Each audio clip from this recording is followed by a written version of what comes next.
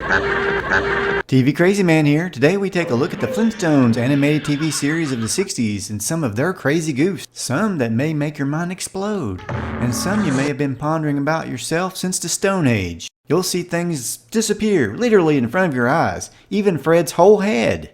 We also look at the puzzling first appearance of a talking Dino. All this and lots more. In the original intro to the series, Fred stops by a policeman directing traffic, but his car is positioned in such a way in front of the cop that gives the impression the cop is a giant of a man. In the first season episode, The Sweepstakes Ticket, Fred climbs into Barney's house to get back his ticket. But why does he need a ladder? Isn't Barney's house just one floor? And why go through Barney's bedroom first anyway? I'm just wondering. Don't listen to him. You know good guys. Police to 345 Stone Cave Road. And where does Fred really live at? I mean, I've heard his address been given as Cobblestone Lane, Cavestone Road, Stone Canyon Way, Cobblestone Way. Just where does Fred live at anyway? Not counting the intro, Dino first appeared in episode 4, No Help Wanted. But his origin story didn't come until episode 18. The Snorkosaurus Hunter. The episodes were run out of order, which, when you throw in the creative curve where characters change as they develop, you get a confusing episode where Dino appears to have the intelligence and communication skills of any human. Oh, I am such a forgetful dunce! Kind of reminds me of Top Cat. During the early days, they had a hard time figuring out which color they wanted to stick with, too. On the Snorkosaurus episode, there's a few instances where you can see where Dino's neck, which is a different cell than the body, didn't quite fit seamlessly. Hanna Barbera used separate picture cells for the body and the head to make animation faster. That way they didn't have to draw the body every time they moved the head. It's for you, madame. Thank you, Dino. Sometimes, Hanna Barbera's fast-paced schedule would cause voices to get mismatched, making it appear in this case that Betty had somehow just possessed Wilma. Drop in sometime to say hello. Drop in sometime to say hello. Going back to Hanna Barbera's use of separate cells for the head and body, it could sometimes create some scary looking scenes, as in this one where Fred's head disappears for a second.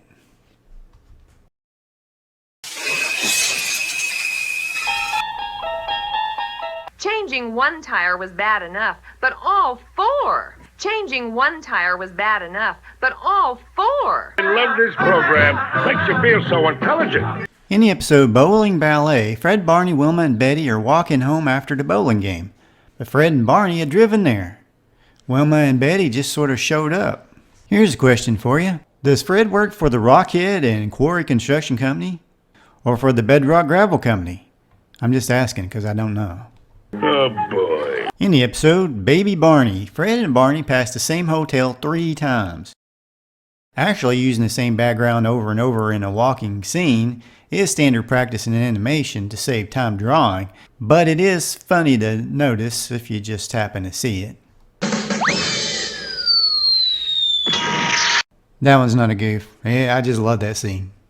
Okay, big mouth. In the episode Nothing But the Tooth, Barney visits the dentist and gets filled with gas, which leads him and Fred floating in the air with Fred's car. But what I don't understand is why Fred's car changes color. In the episode Fred's New Job, Fred's boss, Mr. Slate, acts like he doesn't recognize Barney when in an earlier episode called Fred's New Boss, Mr. Slate found out that Barney was his nephew.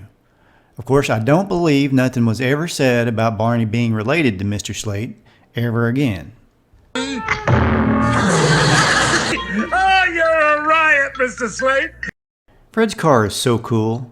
When he needs a trunk to pull out tools for a flat tire, it's there. Later on, the trunk just disappears when he doesn't need it.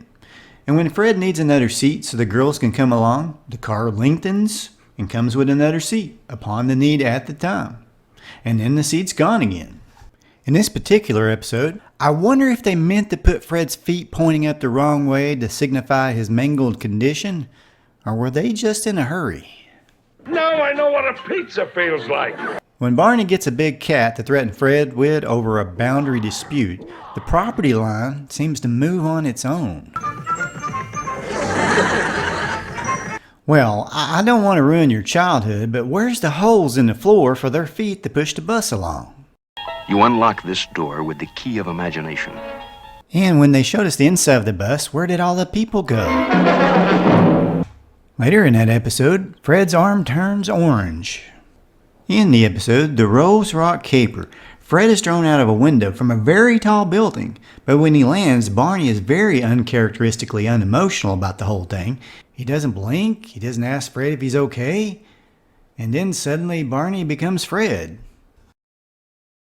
Believe it or not. Also in that episode, Barney shows us he can put his shirt on in a split second. I have noticed that people tend to change clothes really fast on this show. Mr. Flintstone, Mr. Flintstone, Check out Fred's hat. It literally disappears right in front of our very eyes. That's incredible! Keep your eye on Barney's phone. Could it be Fred Flintstone after all these years? who's that, Fred? Search me. Have you ever felt like Barney's voice was a little off? Well, Mel Blanc was in a near-fatal car crash towards the beginning of Season 2 of The Flintstones. And while he was getting better, Daws Butler had to take his place for several episodes. Well, whoever it is, he's got a box of candy and some flowers with him. Here's another episode where Barney shows off his ability to change clothes at super speed. 1 second he's in a fancy dinner outfit, then he's playing the piano in his regular duds, and then he's back in a suit again. When Fred gets a camera, he forces the entire world to watch home movies, and in one scene he counts Pebble's fingers to 10. But we all know cartoon characters only have 3 fingers and a thumb for a total of 8. 9, 10, right, go! You know, if this wasn't a cartoon, I might wonder about Fred eating the plates along with the pies. Well, I hope you had fun revisiting some of the more interesting moments of one of the greatest cartoon shows of all time. Now, TV shows may not have been completely perfect back then, but they had the most important ingredient of all. They all had heart. They were fun to watch, and the whole family could enjoy them. Check out all my other TV Crazy Man classic TV and movie videos for great nostalgia, facts, goofs, bloopers, and more. And if you happen to love animation as much as me, when you get a chance, check out my other channel, Freddy Cat Cartoons, for original cartoons that I put together myself. Please subscribe to TV Crazy Man if you haven't already. Hit the bell so you don't miss any future videos. And please don't forget to comment. Let me know what you thought about the video and share your memories of the Flintstones or any other classic TV show. So long, fellas. Yeah, good luck and Scooby-Dooby-Doodly-Doo.